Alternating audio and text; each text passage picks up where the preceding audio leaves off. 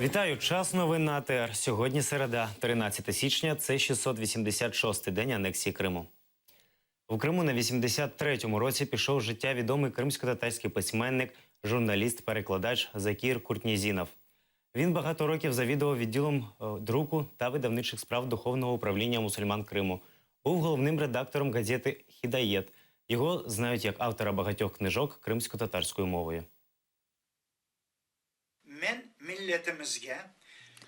Я бажаю нашому народу жити на своїй батьківщині в єдності. Як кажуть, того, хто відділився, вовки з'їдять. Останнім часом ми почали втрачати свою згуртованість. Давайте викорінимо цей процес розподілу. В єдності – наша мудрість. Крім цього, ми повинні об'єднатися навколо нашої релігії. Про це говорить і Всевишній в Корані. Всі, хто живе за законами ісламу, ніколи в житті не зустрінуть на своєму шляху зло і лихо. Росія відмовила в екстрадиції Хайсера Джемілєва в Україну. Як повідомив його адвокат Ніколай Полозов, захист тепер чекає суду з умовно-дострокового звільнення.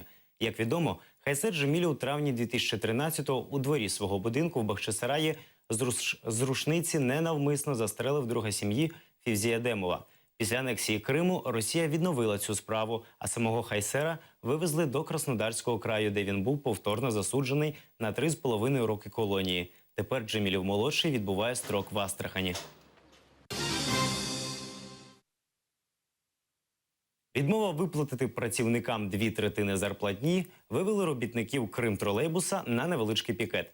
Після 10 днів перерви підприємство частково поновило свою роботу.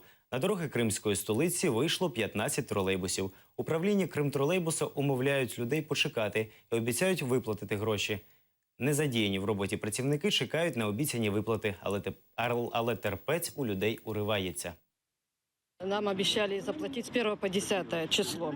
Как бы 2/3 зарплаты. Вчера нам говорил директор парка, а сегодня нам сказали, что нам ничего не оплатят. У нас тут творятся такие чудеса, что непонятно. Одни одно говорят, вторые другое говорят. И вообще народ от этого весь страдает. Мы всеми силами стараемся сохранить сотрудников, да, поэтому и выплачиваем 2/3 заработной платы, чтобы люди могли жить и существовать, да. У меня было 31 000, теперь я получила 11. Нам зачитали вот только что приказ, что нам ничего не заплатят за эти 10 дней. Я, естественно, недовольна, потому что дети мои будут голодные. В житлових будинках Керчі вимикають ліфти. Таке рішення прийнято російською адміністрацією міста, аби заощадити електрику. Дату відновлення роботи ліфтів не повідомляють. Також масово відключають від централізованого електропостачання магазини. За словами підприємців, російська адміністрація міста захотіла, аби вони повністю перейшли на генератори. Виняток становить лише аптеки, хлібні магазини і цехи, де виробляють випічку для шкіл.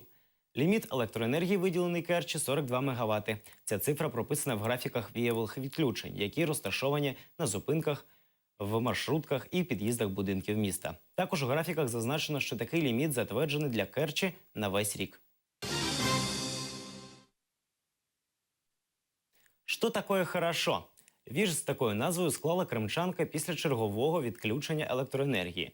Каже, сиділа вдома без світла, без газу, без опалення, і їй на думку спало написати вірш про ситуацію в Криму. Свою творчість вона записала на відео, а її син виклав запис у YouTube. Но явился Росспецназ. Отобрал он Крым у нас и устроил жизнь атас. А за это вся Европа повернулась, пардон, жопой и накрыла разом Россию медным тазом. Я же открою вам секрет. Кроме танков и ракет ничего в России нет. Сам же царь в Кремле сидит и народу говорит. Что же делать? Как нам быть? Как же Крым нам прокормить? Им вода нужна и свет. Ведь теперь там света нет. Обратился Путин к Богу. Укажи ты мне дорогу. Вроде я и не дурак, а попал в такой просак. И пришел ответ с небес. Да в тебе сидит сам бес. Ты, Вован, его гони. Украине Крым верни. Ну а если не вернешь, кое-чего ти відгрібеш. Вибух, у якому загинули 11 людей, найймовірніше спричинив бойовик з угрупування ІДІЛ. Смертник Сирії привів у дію вибуховий пристрій на площі Султана Ахмета у центрі Стамбула поблизу знаменитої блакитної мечеті. 8 загиблих – туристи Німеччини, 1 перуанець, 15 поранених, серед них 2 у тяжкому стані. Президент Туреччини Реджеп Ердоган заявив, що його країна стала головною мішенню для всіх терористичних угрупувань району. За інформацією турецького агентства Доган, турецькі спецслужби затримали 3 росіян, що, ймовірно, є членами ІДІЛ. В них знайшли документи, причетні до терористичної організації, забороненої в Росії. Неожиданно прогремел мощный взрыв, словно землетрясение. Потом мы увидели разбросанные кругом тела убитых и раненых. Через несколько минут полиция уже была на месте и оцепила весь этот участок. Я не совсем в курсе того, что случилось, может, потому и не волнуюсь особо. Но вот вы мне сказали, что там люди погибли, теперь-то я действительно заволновался. Ціни на нафту наблизилися позначки в $30 за барель.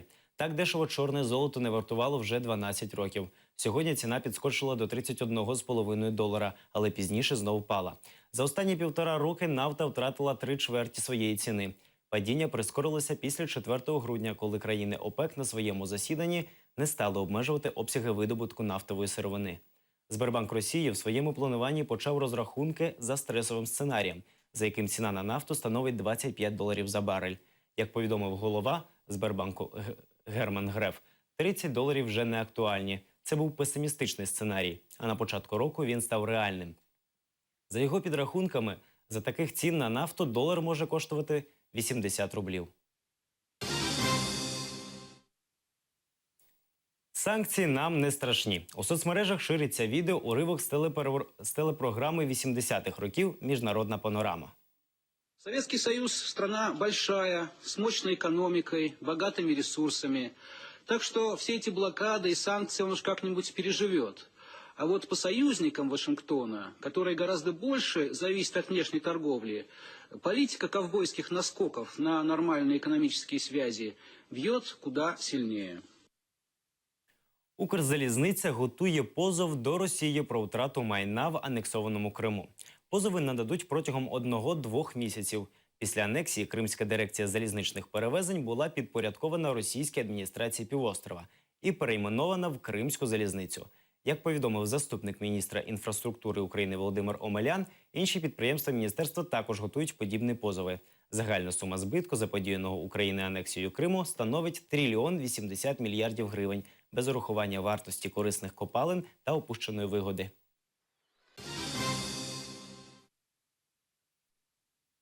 До Кримської прокуратури з левом. Директор Ялтинського зоопарку «Сказка» та сафарі-парку «Тайган» Олег Зубков під час візиту журналістів до його Ялтинського зоопарку жартома пригрозив, що піде з левом до прокуратури російської адміністрації Криму.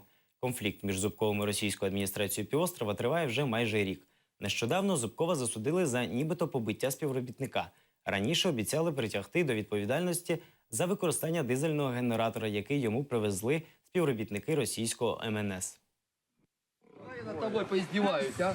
Госпожа, покажите, пожалуйста. Госпожа, я издеваюсь над своим делом. Вот.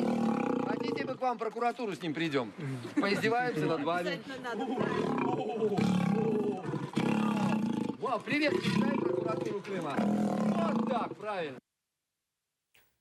Муфтіят Криму збирається зміцнювати мусульманську уму на півострові. Духовне управління мусульман Криму і Севастополя вирішило провести 16 січня конференцію, аби засудити заклики до розколу мусульманської громади Криму.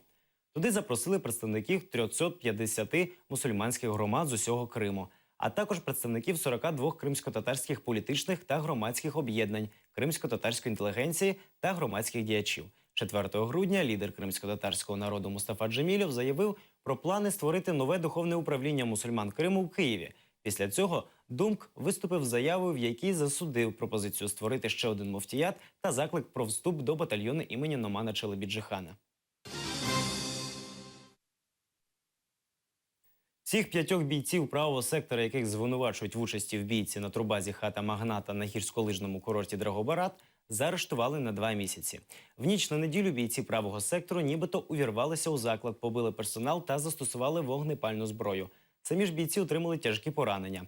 У правому секторі кажуть, хата магната, де відбулася сутичка, належить жителям Донецької області. Відповідна інформація є на сайті Мін'юсту України. Екс-лідер правого сектора Дмитро Ярош характеризував цих хлопців з найкращого боку. Члени правого сектора разом з активістами громадянської блокади Криму з 20 вересня вартували адміністративний кордон Херсонської області з анексованим півостровом. Спільними зусиллями домоглися торгової блокади на законодавчому рівні. Вони висловили вимогу до представників закладу щодо приготування їм їжі, зокрема повару та охороннику.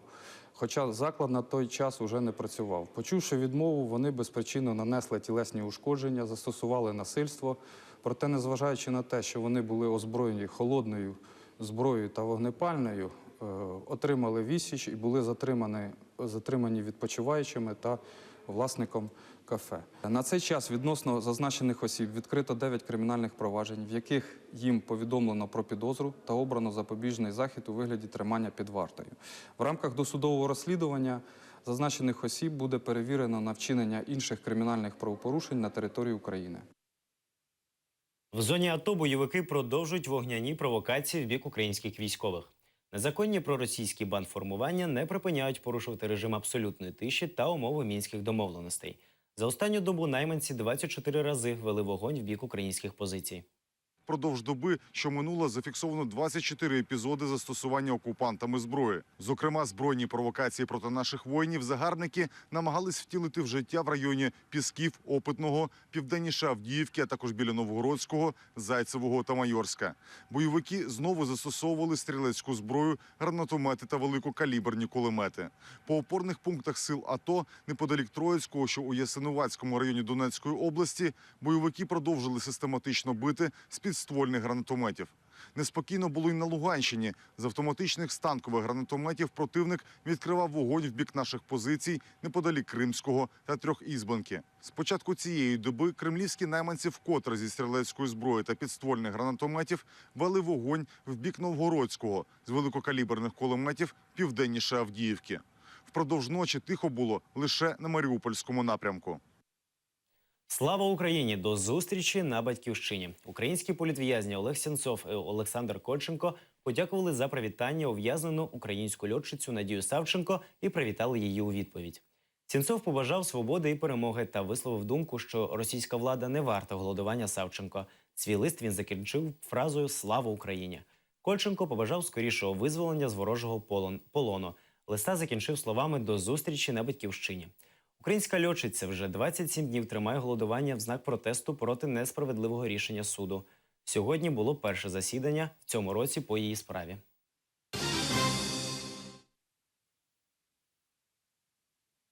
В Москві знайдено мертвим автора книги про Путіна і КДБ Володимира Прібловського.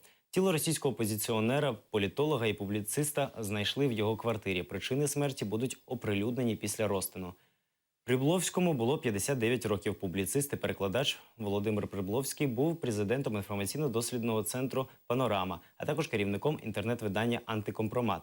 Автор, співавтор та укладач понад 40 книг.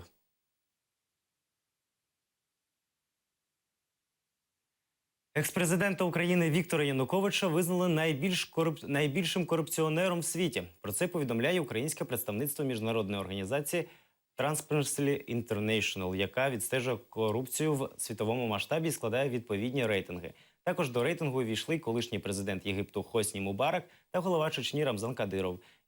Янукович – лідер рейтингу. За нього віддали більше 11,5 голосів.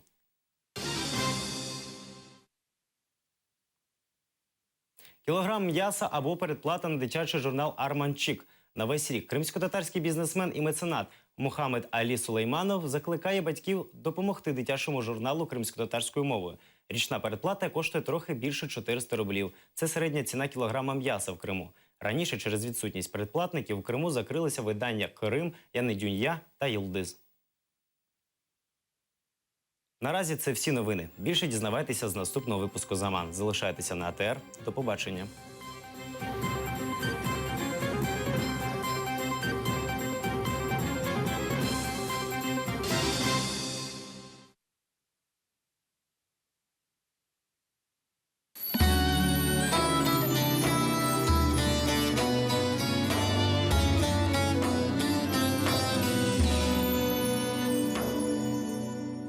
Кримське ханство та Запорізька Січ знаходяться в постійній активній взаємодії. Все частіше і частіше вони об'єднують свої